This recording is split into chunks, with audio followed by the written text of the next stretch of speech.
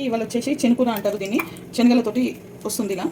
దీంతో కూర అనమాట. ఇది ఎండబెట్టి ఇలా చేస్తారు పొడి. దీంతో కూర చేస్తారు. పెసరపప్పు 1 కప్పు తీసుకోవాలి. ఆనియన్ 2 మీడియం సైజ్ తీసుకున్నాను. పచ్చిమిర్చి పేస్ట్ చేసుకోవాలి. ఇలాగా ఇప్పుడు తయారు చేసే విధానం అండి. కడాయి పెట్టుకొని 2 పావుల నూనె పోసుకుంటున్నానండి.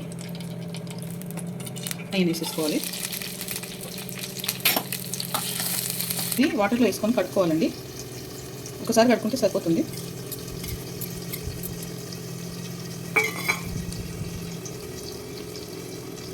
కొంచెం బ్రౌన్ అయినాయండి ఇవి ఆనియన్స్. దీంట్లో పసుపు వేసుకోవాలి.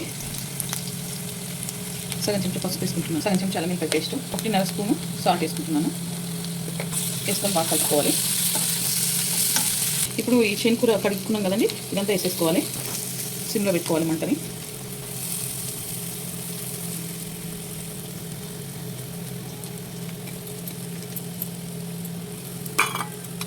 ఇప్పుడు పప్పు కూడా, పెసరపప్పు కూడా కడుక్కోవాలి.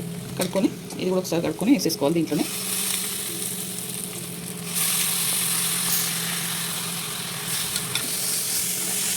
ఇలా కలుపుకొని దీంట్లోనే ఇప్పుడు పచ్చిమిర్చి పేస్ట్ వేసేసుకోవాలి.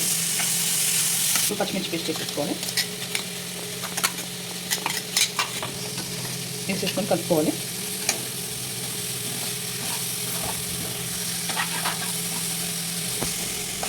గ్లాస్ వాటర్ తీసుకోవాలి.